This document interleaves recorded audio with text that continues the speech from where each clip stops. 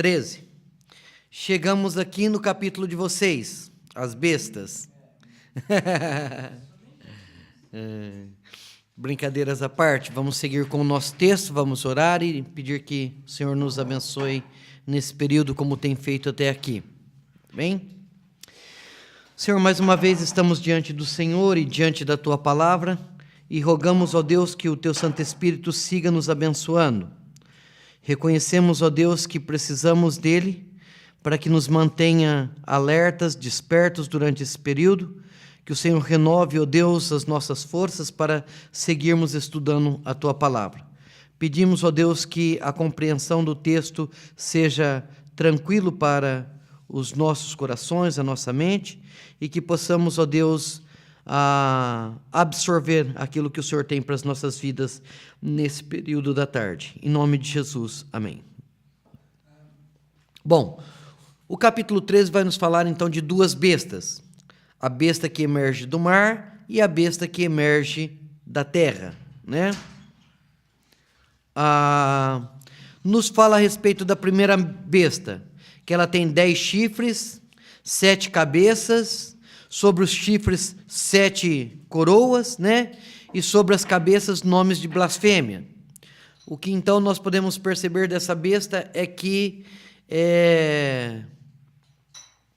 provavelmente estamos falando que essa besta tem 10 reis, que pode estar falando de... Perdão, tem 10 reis e que pode estar falando então de reis poderosos. Sabemos que é 10 reis porque diz que levam 10 diademas, né? 10 coroas. E diz que sobre as suas cabeças nomes de blasfêmia. Provavelmente está relacionado os títulos que os imperadores romanos levavam sobre si, que é Senhor, Deus, né? Então, nas coroas estavam descritos esses nomes, ou esses títulos como qual eram chamados. O próprio nome Augusto, que é um título, era um nome bastante sugestivo e bastante complicado para um cristão entender ou aceitar, tá? É bem provável, então, que essa besta que emerge do mar é o Império Romano, porque fala, então, a respeito dos reis, a respeito das coroas e assim por diante. O que é interessante falar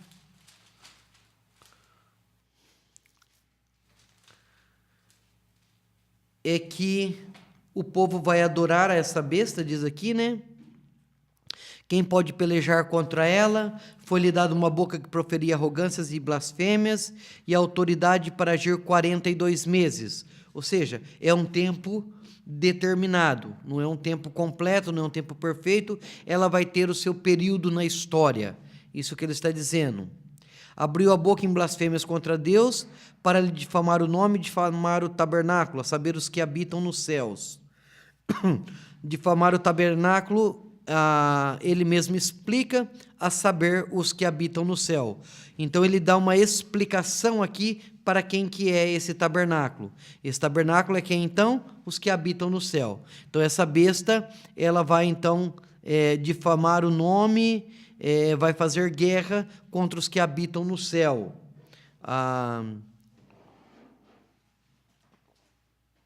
Havia acabado de falar um pouco antes que a igreja é aquela que está com o Senhor no céu e assim por diante. Então, de alguma forma, o que está falando aqui é que essa besta ela vai ser contra a igreja, né?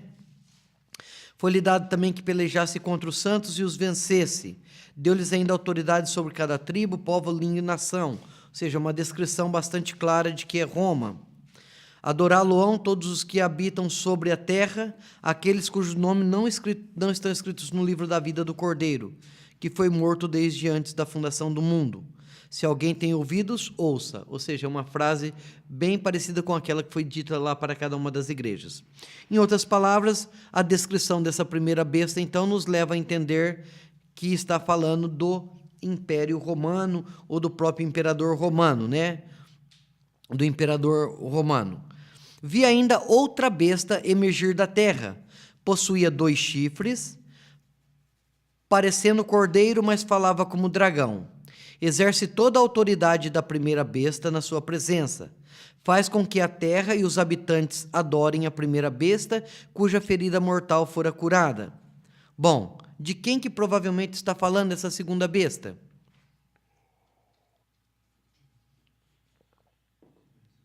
Nós temos uma primeira besta que é o Império Romano, o imperador, e nós temos uma segunda besta que faz com que as pessoas adorem a primeira besta.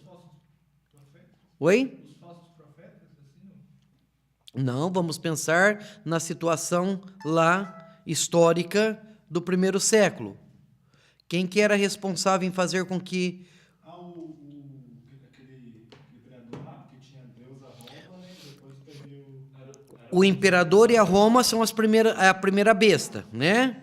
Quem que é os responsáveis para fazer com que o imperador fosse adorado? os sacerdotes Exato, aquele pessoal de Pérgamo, né? Toda a cúria, os sacerdotes, do esculapo, né? todos os sacerdotes do culto ao imperador. Lembram que o culto ao imperador era organizado e tinha os seus sacerdotes, que eram aqueles que eram responsáveis em propagar o culto ao imperador, eram aqueles que organizavam os cultos de diferentes cidades, que davam autorização para poder abrir um templo aqui, outro ali, eram os responsáveis por perseguir na prática a igreja cristã.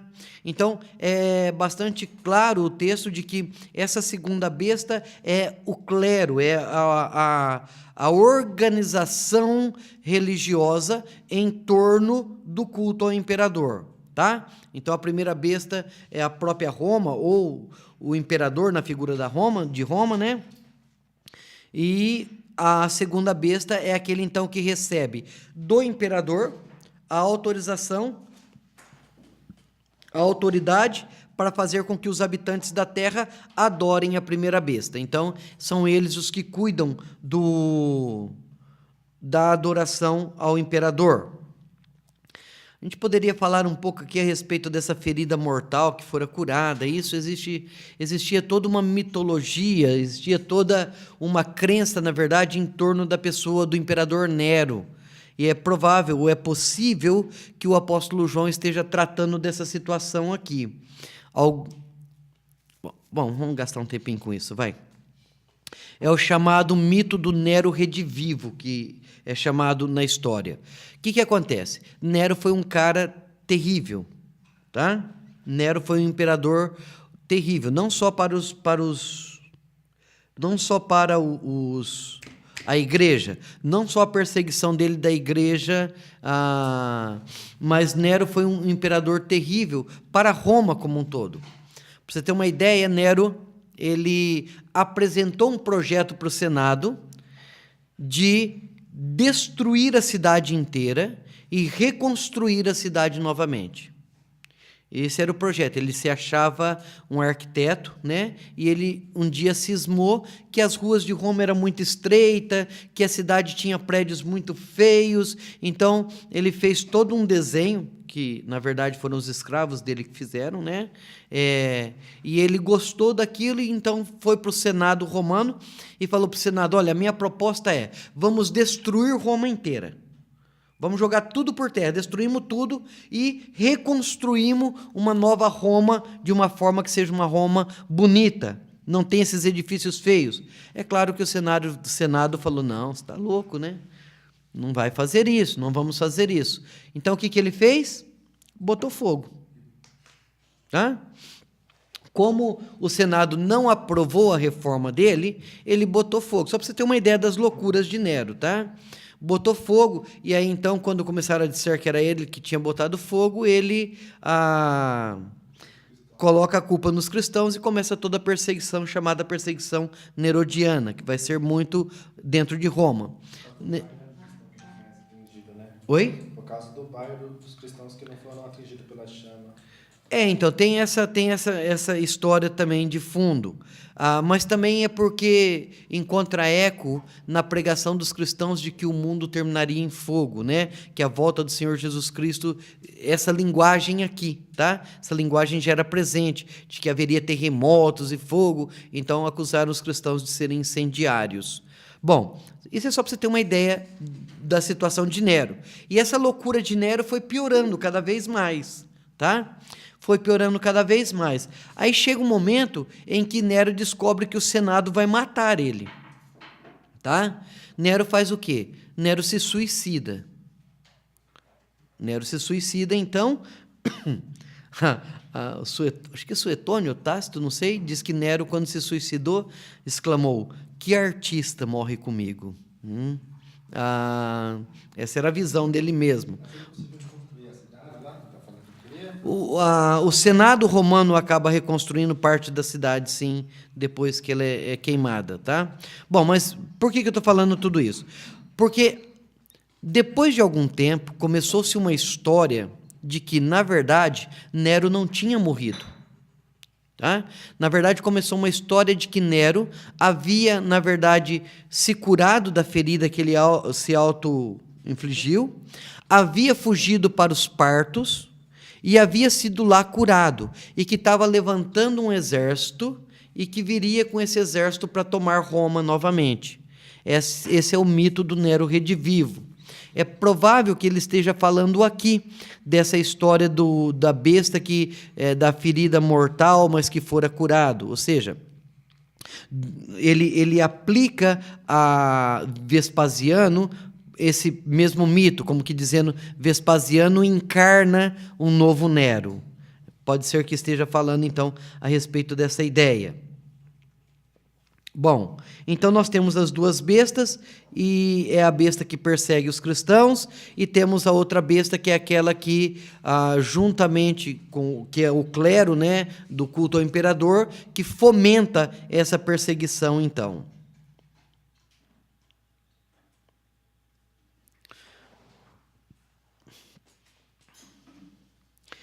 Uma outra questão interessante aqui, falando a respeito dessa besta que emerge da terra. Mas, gente, quem que é que está tão...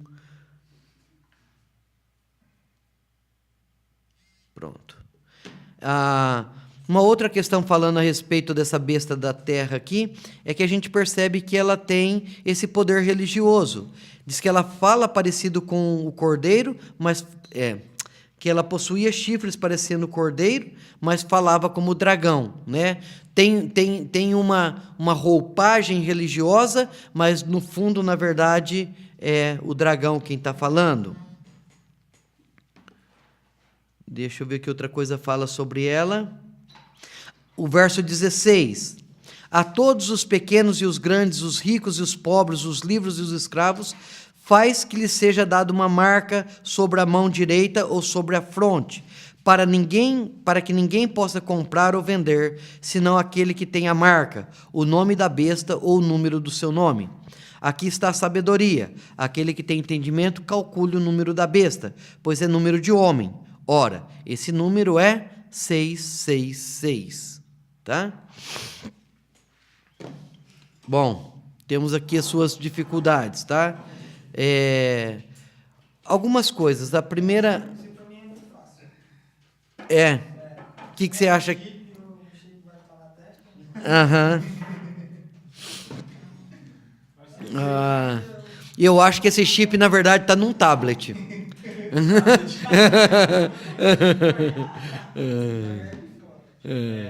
Alguns países extremos falam que esse chip é uma nanotecnologia quase que invisível.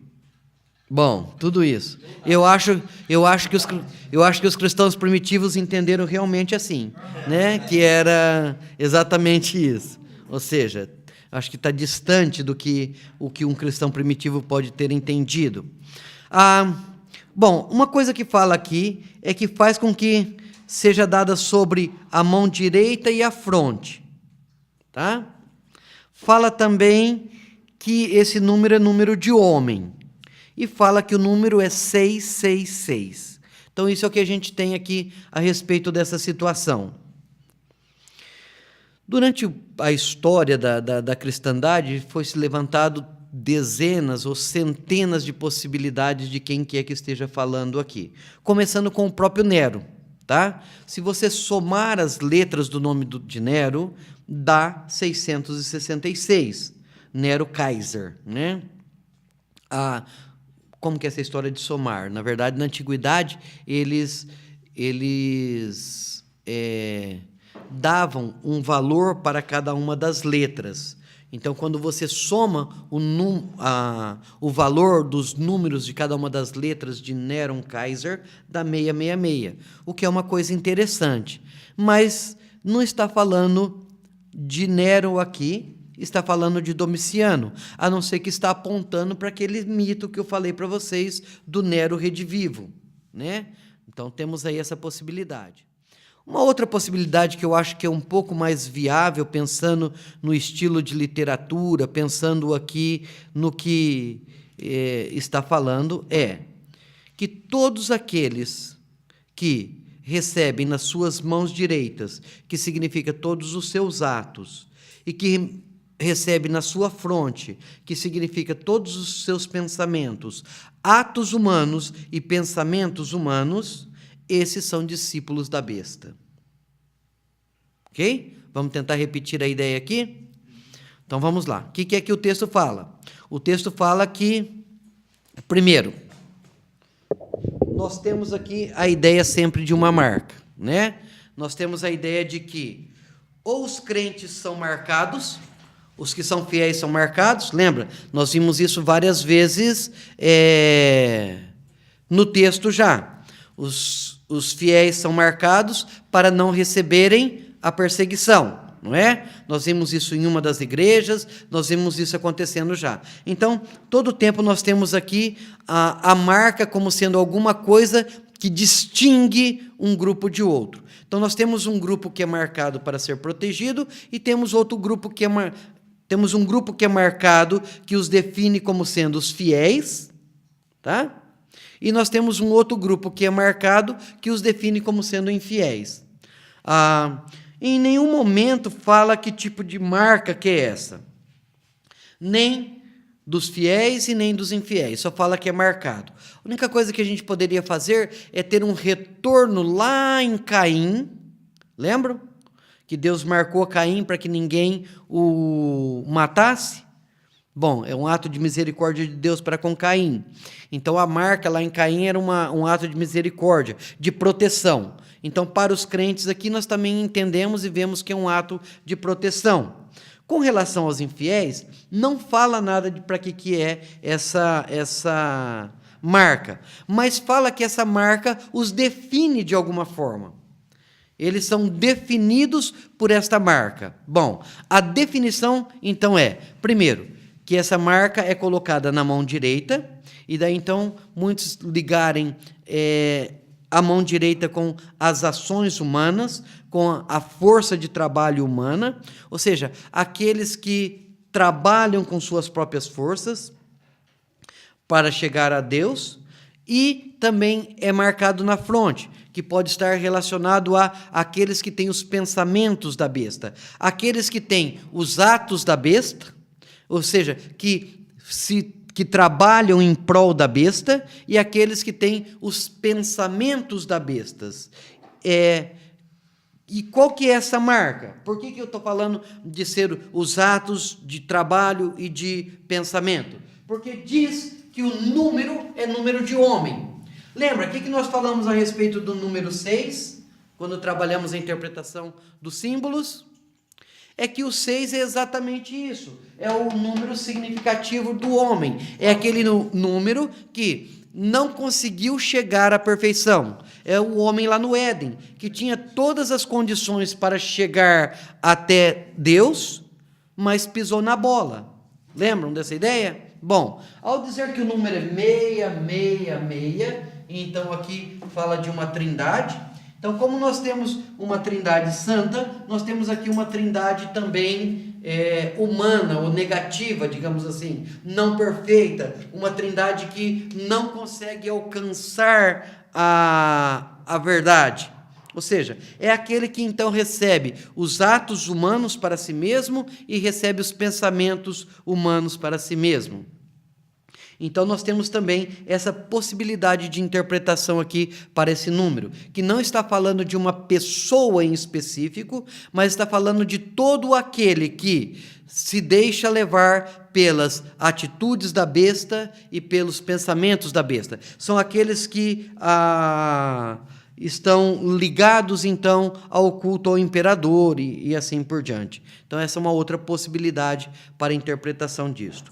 Ainda voltando à questão de tentar identificar isso daqui com nomes na história, você tem Nero, você tem Hitler como possibilidades, você tem Ronald Reagan como possibilidade, tem uma série de possibilidades aqui. Oi? Napoleão também. Stalin eu não sei, nunca ouvi, mas, ou seja, tem uma série de possibilidades, dependendo de como você faz a soma, chega a isso. Tem o Papa, né? O Papa também. Então tem uma série de possibilidades, então, interpretativas. Então, nós temos aí as duas bestas, uma que é o símbolo do imperador romano, e a segunda besta, que é aquela que faz com que as pessoas adorem ao imperador romano. Essa segunda besta, então, é a cúria, é a concília, né? Que fazia, então, toda a organização do culto ao imperador. Aqueles que estão a favor da concília, aqueles que estão a favor desse grupo sacerdotal são aqueles que trabalham humanamente por uma religião que recebe os pensamentos da besta, que tem gravado em si esse número de homem, né? Que aceitam as coisas dos homens para as suas vidas. Tá? Parece coisa de petista, né? De petista? Então teria que ser 13, 13, 13. Né? Mas não parece assim? Por quê? Não sei. Os caras tem uma adoração, sei lá, tem uma defesa tão boa. Todo movimento político é complicado, né? Bom, vamos lá. Então nós temos lá as duas bestas estabelecido aí, o poder, nós temos então um poder satânico aí estabelecido, digamos assim, ou um poder do mal estabelecido aí. Lembra quando nós falamos de que tem a história por detrás das cenas? Então, por detrás do Império Romano, da Cúria, nós podemos falar que está o dragão trabalhando. Afinal de contas, disse que a besta, lembra a primeira besta? De quem foi que ela recebeu a autoridade?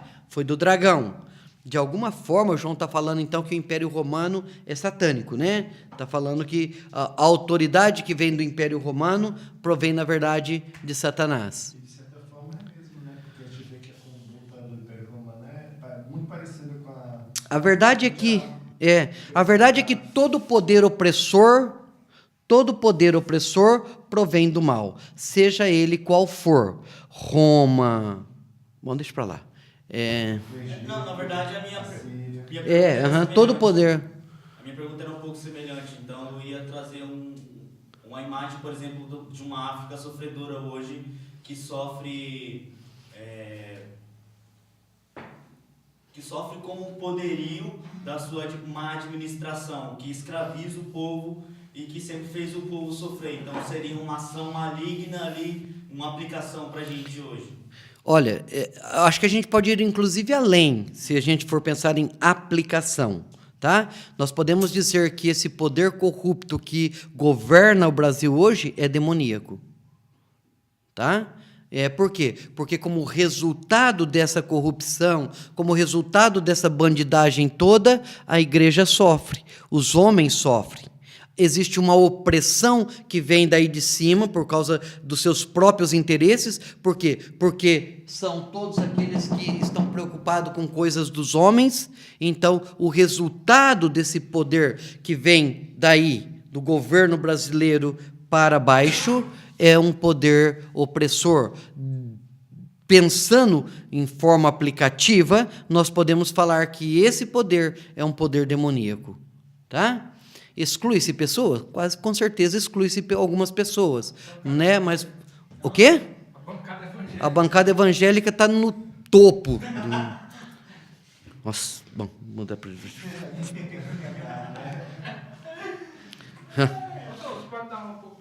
Opa! R$10. Eu voto no PT também. Você vota no PT? Eu não voto, não. Eu voto no PSTU, cara. Ah, é? Mas tá bom, tá bom.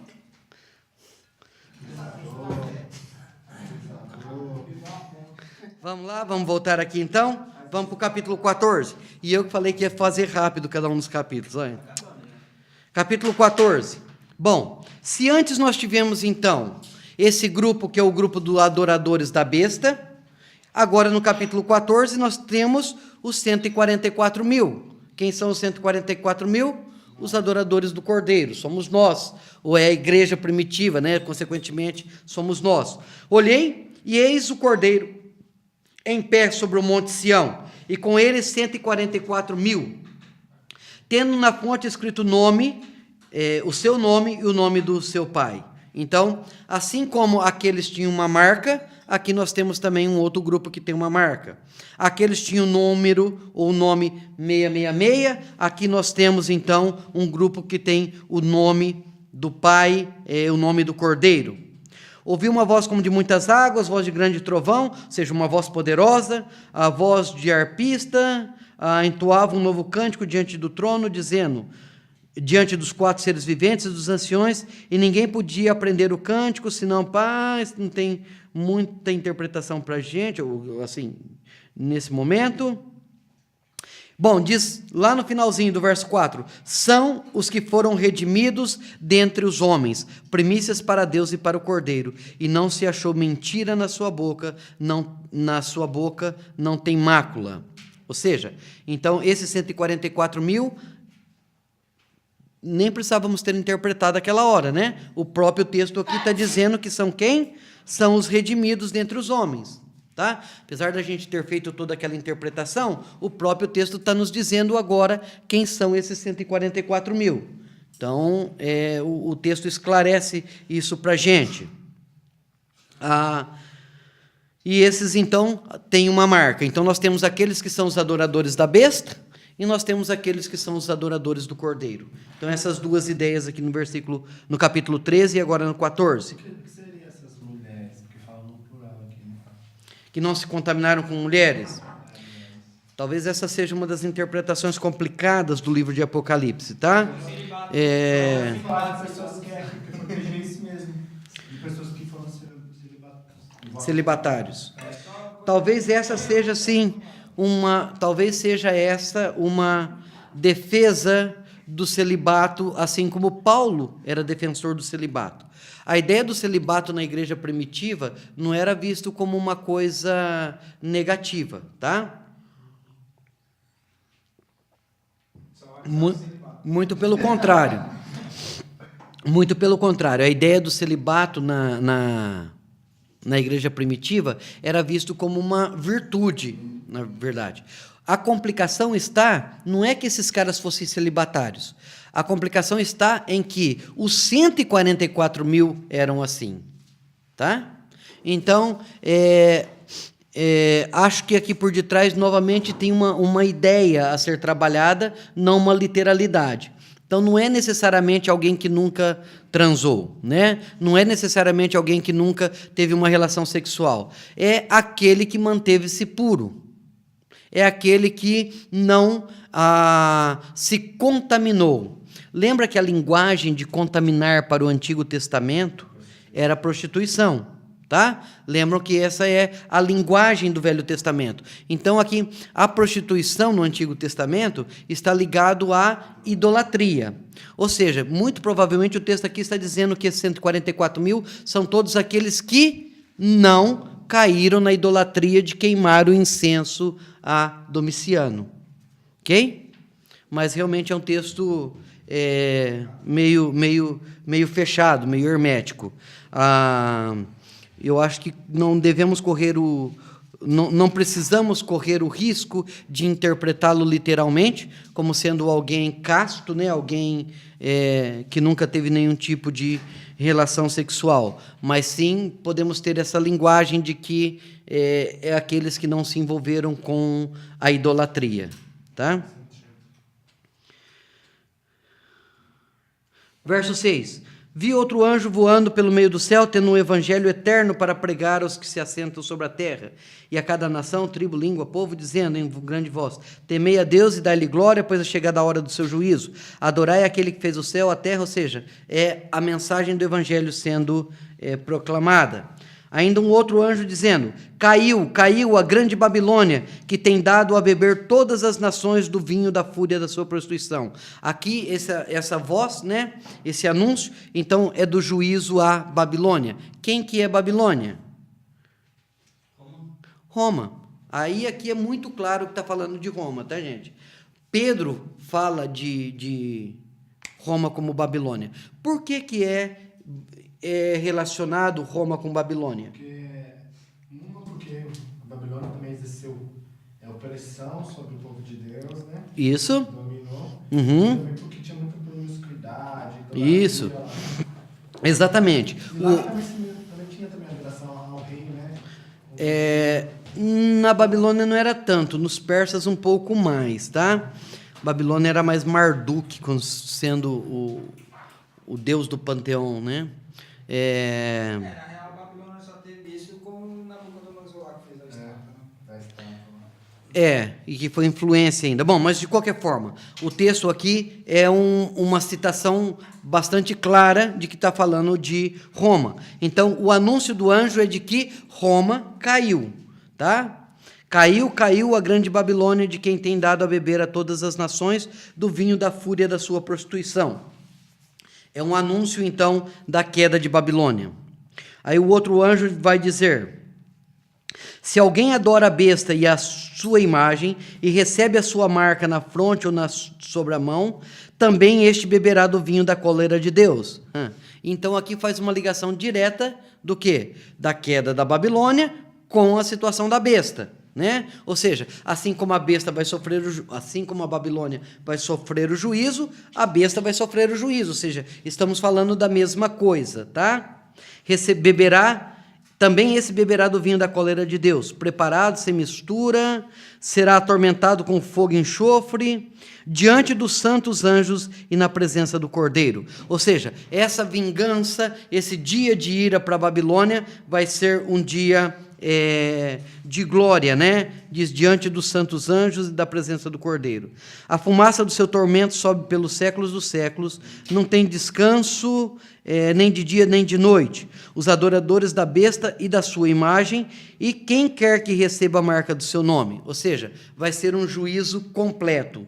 Essa é a ideia aqui. Não vai parar esse juízo.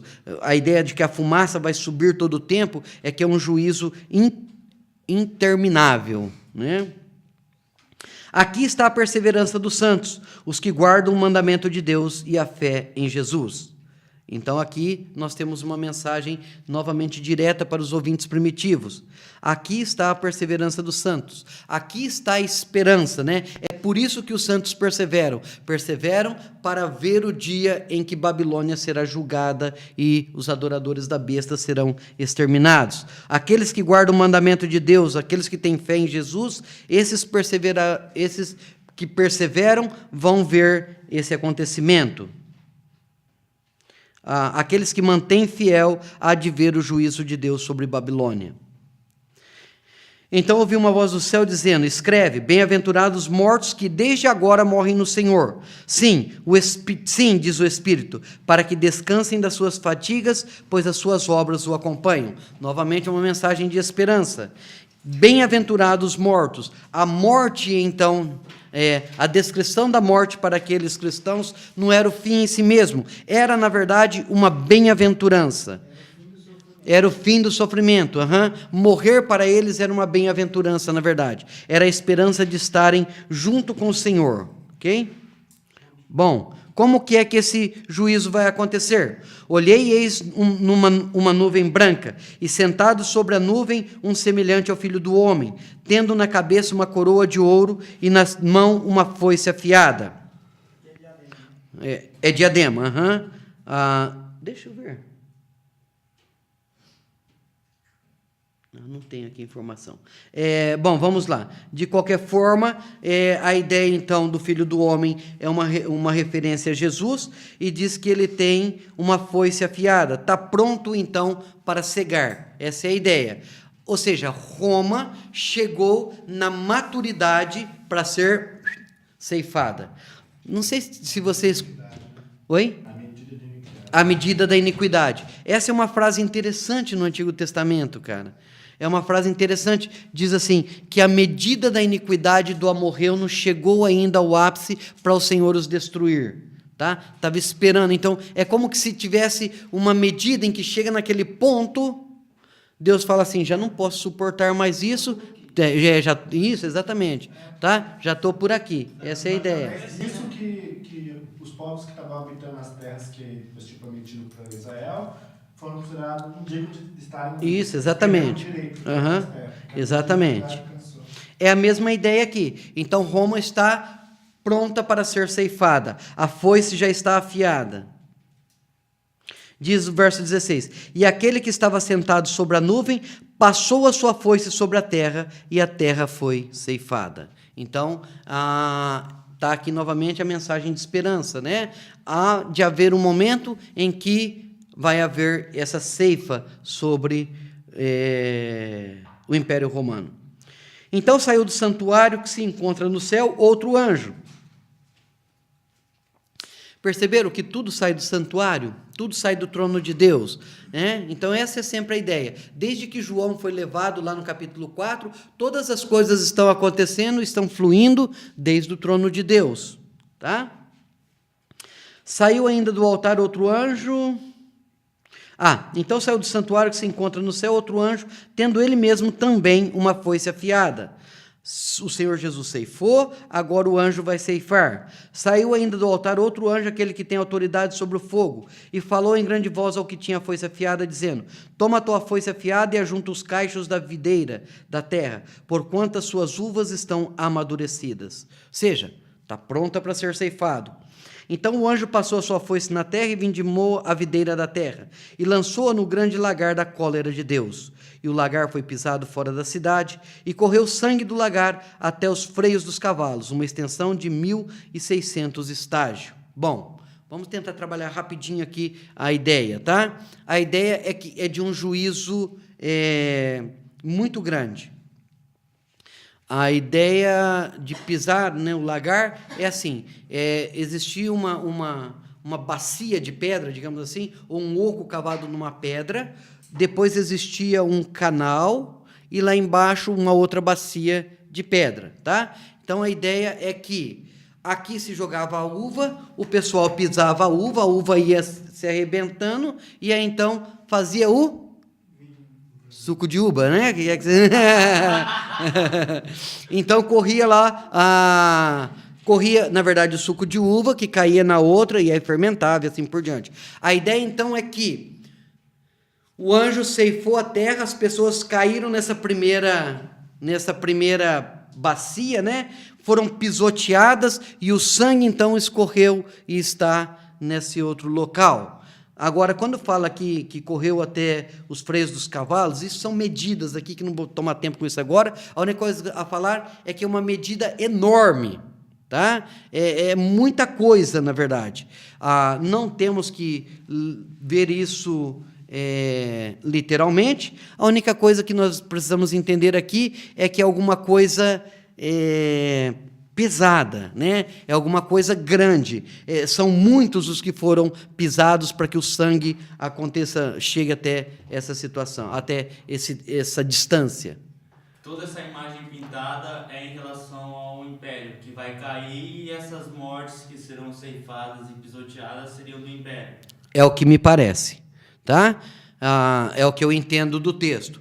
Esse texto é toda uma descrição lá do caiu a grande Babilônia, né? foi essa a descrição. Agora, então, ele passou a descrever como que é que essa Babilônia caiu. Como caiu? Caiu com o Senhor vindimando a terra. Caiu com o anjo cegando a videira, pisando as almas e o sangue escorrendo. Então, toda essa descrição aqui é a descrição do quê? Da grande Babilônia que caiu. Hã?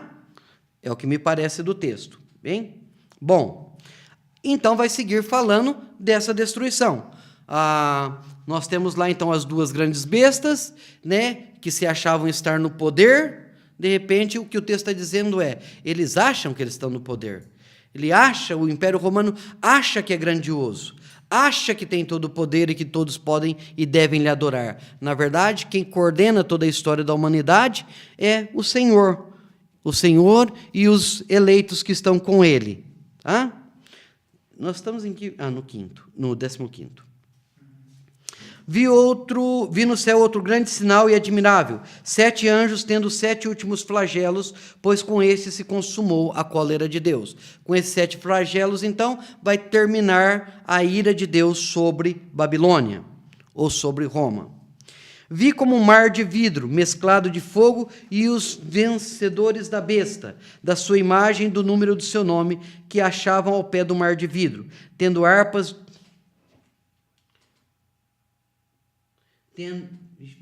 Tendo harpas de Deus, e entoavam o cântico de Moisés, servo de Deus, e o cântico do Cordeiro, dizendo...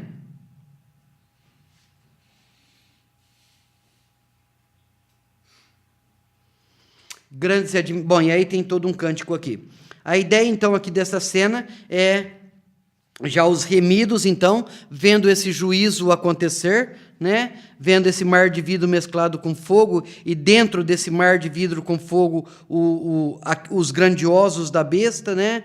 Aqueles que adoravam a besta, e então, vendo esse juízo de Deus, os eleitos, então, vão cantar o cântico de Moisés. O cântico de Moisés é uma referência, de novo, ao Antigo Testamento, é o cântico que Moisés cantou quando teve as suas vitórias lá com relação ao Egito, acredito que seja, tá? Então, é uma referência a essa situação. Depois dessas coisas, olhei e abriu no céu o santuário do tabernáculo do testemunho. E os 7 anjos que tinham 7 flagelos saíram do santuário. De novo, são 7 flagelos que vão acontecer e eles estão saindo de onde? Do santuário, tá? Ou seja, por mais dramático que seja a coisa, por mais violento que seja a coisa, é ordem de Deus, tá? Às vezes a gente pode pensar nesses textos como sendo pesado demais, afinal de contas, nós estamos falando de cristãos, né? Aquele que diz que é para virar a face e toda essa coisa assim. Mas, de novo, a gente precisa ler esse texto desde a perspectiva do cristão primitivo, aquele cara que está morrendo, que está sofrendo, e ele está pensando, em algum momento Deus vai me vingar. E é o que Deus está falando aqui. Chegou o momento de eu vingar a perseguição contra vocês. Os anjos estão vestidos de linho puro, o que significa que o que eles vão fazer é santo, tá? Significa que o que eles vão fazer é alguma coisa que não tem mancha, que não tem mancha mesmo, que não está inapto para que isso aconteça, né? Esses anjos, eles são vestidos de linho puro, então eles estão certos com relação à ordem de Deus.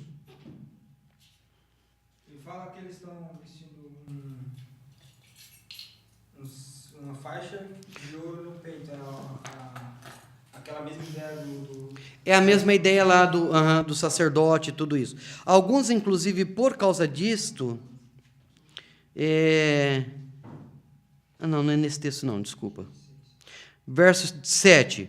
Então um dos 4 seres viventes deu aos 7 anjos 7 taças, cheia da cólera de Deus, que vive pelos séculos dos séculos. O santuário se encheu de fumaça, procedente da glória de Deus e do seu poder, e ninguém podia penetrar no santuário, enquanto não se cumprisse os 7 flagelos de Deus. Ou seja, a ideia aqui do templo está cheio de fumaça e tudo isso, é aquela ideia da glória do Antigo Testamento. A ideia, então, é que, enquanto estiver acontecendo os flagelos, é a glória de Deus quem vai estar sendo manifestada. É a glória de Deus quem vai estar sendo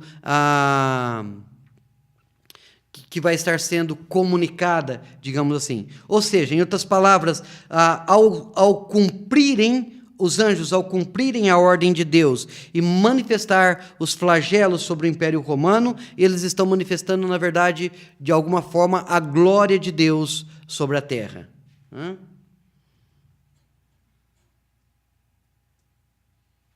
Ouvi vinda do santuário uma grande voz dizendo aos 7 anjos: ide e derramai pela terra as 7 taças da cólera de Deus.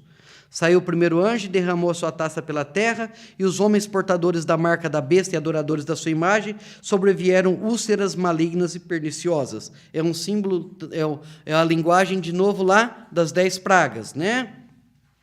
Então, a primeira coisa que é uma das ideias aqui de que o Império Romano iria sofrer são doenças, enfermidades. O segundo vai cair sobre o mar, né? Como que derramou a sua taça sobre o mar e este se tornou em sangue. É a ideia lá também de quando o rio Nilo se tornou em sangue. Okay. O terceiro, nos rios, se tornaram também em sangue, a mesma ideia. Então ouvi o anjo das águas dizendo: tu és justo, tu és o que é, tu que és e que eras, o santo, pois julgastes essas coisas. O julgamento de Deus é um julgamento justo, é um julgamento santo. Porquanto derramaram sangue de santos e profetas. Por que é que o Império Romano está recebendo, então, o seu juízo? Porque derramaram o sangue dos santos e dos profetas. Ou seja, para o cristão que está recebendo essa mensagem, na verdade, ele está ouvindo exatamente isso. Ora, o juízo que está vindo sobre Roma é exatamente porque eles também têm nos maltratado, é porque eles têm nos perseguido, têm nos matado e assim por diante. Também sangue lhes tens dado a beber, são dignos disso. Ou seja, são dignos de receber essa ira, porque com ira eles têm tratado a igreja. Ouvi do altar que dizia: certamente, ó Senhor Todo-Poderoso, verdadeiros e justos são os teus juízos. Quando o Senhor estabelece um juízo sobre um povo, quando o Senhor estabelece um juízo sobre alguma situação, com certeza é um juízo justo. Não é capricho, não é nenhuma encanação, né? É, na verdade, justo juízo de Deus. O nosso Senhor é justo, os seus juízos são justos. O quarto flagelo, flagelo mesmo é a palavra. O quarto anjo derramou a sua taça sobre o sol e foi-lhe dado a queimar os homens com fogo. Com efeito, os homens se queimaram com intenso calor e blasfemaram o nome de Deus. Se lá nos capítulos anteriores a trombeta, acho que foi, né, fez com que o céu se apagasse e as estrelas não tivessem luminosidade e deixaram os homens perdidos, aqui é mais intenso a coisa. Aqui o sol multiplicou a sua possibilidade de queimar e diz que queimou com intenso calor os homens. Tá? Então, aqui, o flagelo sobre os seres celestes é alguma coisa que tem como resultado um resultado mais danoso aos seres humanos. Olha, volto a dizer, a ideia aqui não é tomar isso de forma literal. Nós estamos falando aqui de símbolos e a ideia é que o Senhor vai exercer juízo. Se a gente pudesse resumir tudo isso numa frase só, é dizer, é Deus julgando e mandando juízo ao Império Romano. Ok? O quinto, derramou o quinto a sua taça sobre o trono da besta, ou seja, sobre o próprio trono de Roma, cujo reino se tornou em trevas, e os homens remordiam a língua por causa da dor que sentiam, e blasfemaram o Deus do céu por causa das angústias, das úlceras que sofriam, e não se arrependeram de suas obras. Novamente, não se arrependeram de suas obras. Ou seja, o que provavelmente o autor está dizendo aqui é que o juízo de Deus vai chegar até o próprio trono né? Não é só que vai recair sobre o império como um todo, vai cair no próprio trono da besta. É provável, inclusive, que a ideia aqui seja uma referência direta ao próprio Domiciano, quando fala que a taça é sobre o trono da besta, né? É na própria Roma, digamos assim, é onde a besta está assentada, tá? Ou seja, o juízo de Deus não vai ficar circunscrito só aos cristãos da Ásia, né? Em favor aos cristãos da Ásia contra o Império Romano representado lá na Ásia, mas o juízo de Deus vai alcançar o Império como um todo, chegando até ao trono do Império. Derramou o sexto a sua taça sobre o grande rio Éufrates, cujas águas secaram, para que se preparasse o caminho dos reis que vem do lado do nascimento do sol. Aqui lembra que eu já falei para vocês? São realmente os partos, tá? É a ideia de que de lá de baixo, passando pelo Egito, viria uma horda de guerreiros que seria a grande destruição do Império Romano. E talvez aqui esteja também fazendo uma referência lá àquela ideia do Nero revivido, porque diziam que é o Nero que viria com esses soldados partos, tá? Então vi sair da boca do dragão, da boca da besta e da boca do falso profeta 3 espíritos imundos semelhante a rãs. Os caras eram bons de mau hálito, né? Eram bons de mau hálito. Bom, a ideia aqui é na verdade, que da boca destes, né, do dragão, da besta e do falso profeta, sai coisas imundas. Essa é a ideia. A rã era considerada um animal imundo. Então, da boca desses sai uma coisa imunda. Assim como nós vemos todo o tempo falando no livro do Apocalipse a respeito do ancião lá, né, do que está sentado no trono, do cordeiro e dos 7 espíritos, aqui nós vemos então o dragão, a besta e o falso profeta.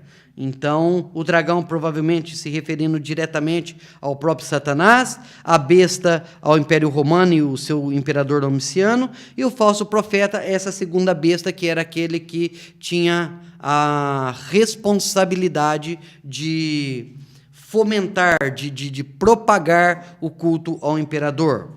E o que sai da boca desses, então, é tudo coisa impura, é tudo coisa imunda. Porque eles são espíritos de demônios, operadores de sinais, e dirigem os reis do mundo inteiro, com o fim de ajuntá-los para a peleja do grande dia do Deus Todo-Poderoso. Vamos dar uma paradinha aqui, tá? Bom, diz que eles são espíritos de demônios, operadores de sinais, se dirigem aos reis do mundo inteiro, com o fim de ajuntá-los para a peleja. Quem que é que conseguiu ajuntar os reis do mundo inteiro sobre o seu próprio domínio? Roma, não é? E nos diz aqui, então, para a peleja do grande dia do Deus Todo-Poderoso. Lembram dessa mensagem ou dessa ideia nos escritos apocalípticos? Sempre nos escritos apocalípticos, quando tem uma tendência a olhar para o futuro, tem também essa ideia de que todos os reis da terra se reunirão contra o Messias, né? Até que o Messias os vencerá. Então, essa é a repetição de uma ideia, de uma concepção que era bastante comum para aquela época. Como que nós podemos, então, trazer isso para os nossos dias? Como que nós podemos trazer isso para a nossa escatologia? Não sei. Vocês acham que ia dar uma resposta, né? Não sei. Eu posso até tentar entender algumas coisas aqui, mas como é alguma coisa futura, não cabe a mim, até porque eu não sou profeta, né? Mas acredito que o texto aqui está falando que em algum momento, e vai trabalhar isso um pouco mais depois também, em algum momento, sim, há de haver uma situação de dificuldades em que o Senhor há de se manifestar gloriosamente e levar os seus com Ele. Isso é tudo que eu acho que a gente precisa saber. Quem que são os reis, quem que não são os reis, não vai me fazer a menor diferença. Tá? Se é da antiga União Soviética, se é da União Europeia, se é do Cone Sul, sei lá, não vai fazer diferença. Tá? Eis que venho como um ladrão, bem-aventurado aquele que vigia e guarda suas vestes para que não ande nu e não se veja em vergonha. Isso daqui, sim, eu tenho que saber. Isso daqui, sim, eu tenho que saber. Que, para aquele dia em que o Senhor se manifestar e que ele virá como ladrão, eu preciso vigiar, guardar minhas vestes, não estar nu e não ser encontrado em vergonha. Isso sim é minha responsabilidade. Isso sim é aquilo que eu preciso ter diante da mensagem escatológica. Para mim, escatologia é a coisa mais simples do mundo. Eu vou te fazer um resumo da minha escatologia. Tá? Espera aí. Deixa eu apagar aqui que eu preciso escrever muito agora. Tenha um pouquinho de paciência aí. Vou tentar fazer um resumo daquilo que eu acho que realmente é importante com relação à escatologia.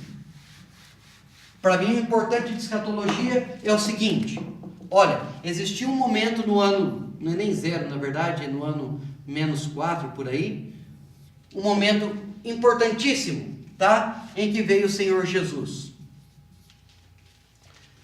Esse Senhor Jesus, ele disse que em algum momento da história ele retornaria.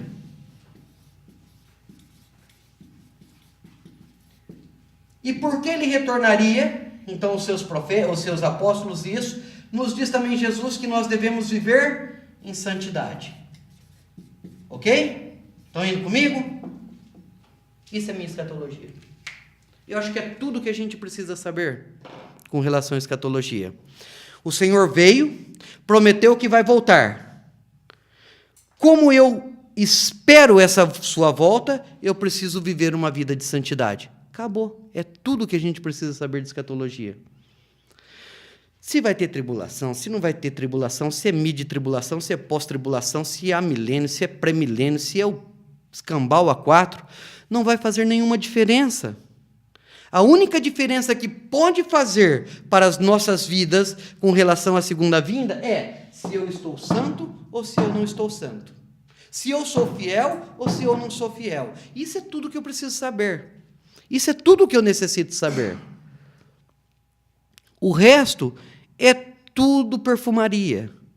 O resto é tudo discussão. O centro, o grosso, a real importância é isso aqui.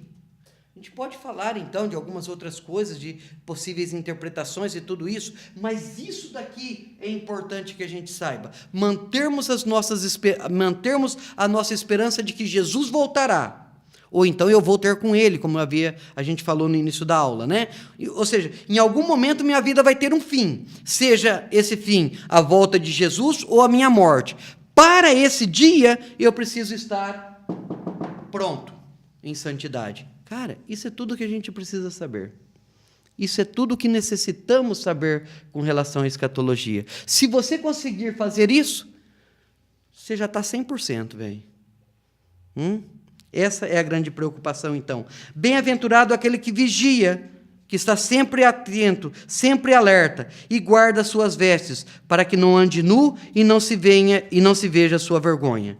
Então, os ajuntaram no lugar que em hebraico se chama Armagedon. Qual que é a ideia aqui? Estou indo rápido agora, hein? Estou gostando de mim agora. Só uma... Há muito tempo eu escutei um cara falar que a gente tem que ser central no que é central e periférico no que é periférico. Eu acredito que a igreja se perde muito em relação, por exemplo, à própria escatologia como um tema. Mas, de fato, esse versículo, acho que é o 15, me lembra muito a fala de Jesus em relação às virgens, as 5 que estavam prontas e as 5 que não estavam prontas. Isso, exatamente isso. Que devemos estar preparados. Essa é a grande mensagem. Essa é a grande mensagem. Bom, porém, tem algumas coisas que a gente poderia conversar. Nos fala aqui, por exemplo, que...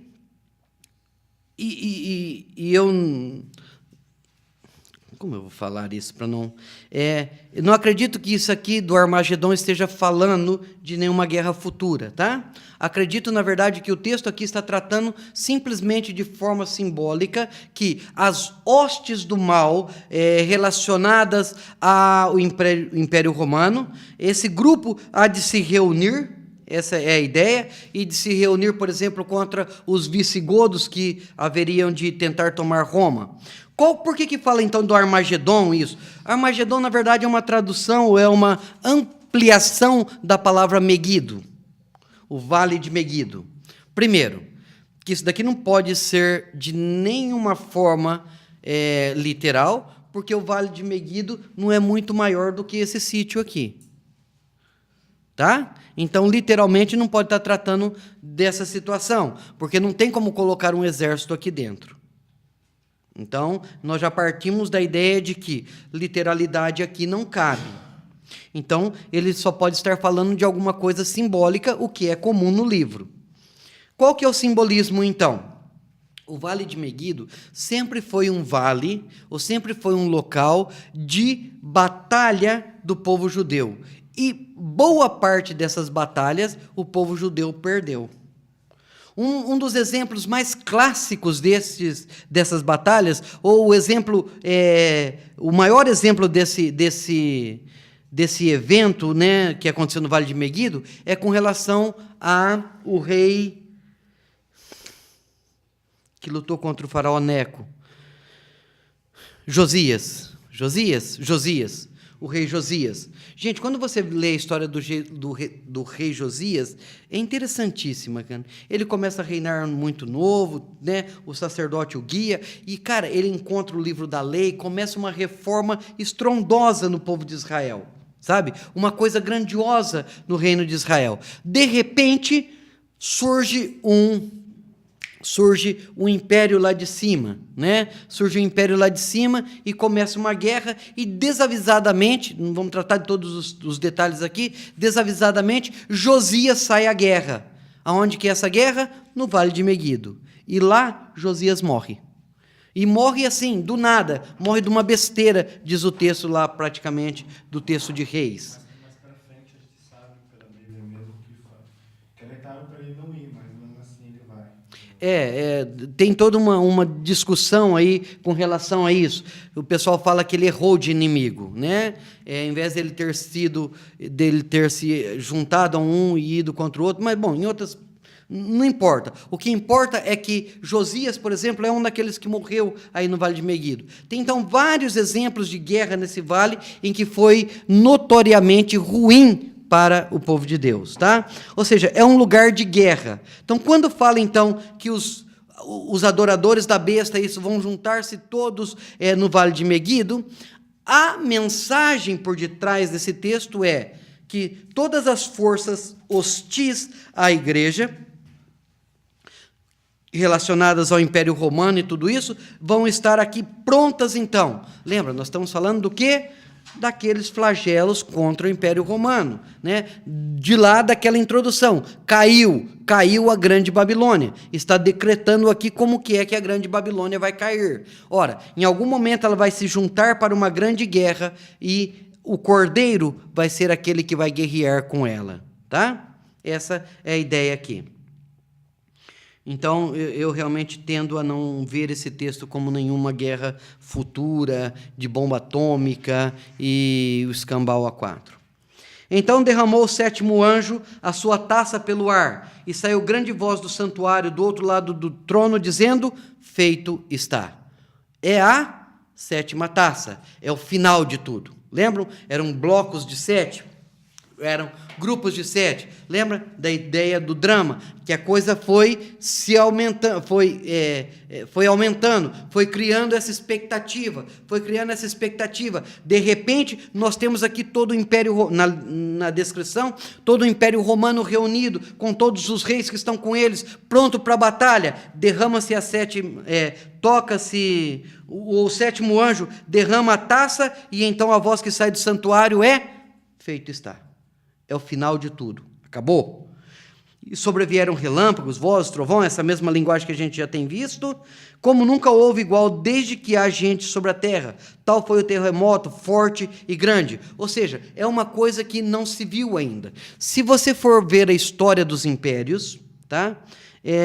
Cada um dos impérios tem a sua durabilidade e tem a sua extensão territorial. Quando você começa a estudar, você vai ver que o pelo menos relacionado à cultura judaica e à nossa preocupação bíblica, nós temos o Império Babilônico. Foi um império que durou pouco e relativamente pequeno. Depois nós tivemos, o assírico, tá? Depois nós tivemos o Império Babilônico. O Império Babilônico foi um pouco maior, durou um pouco mais.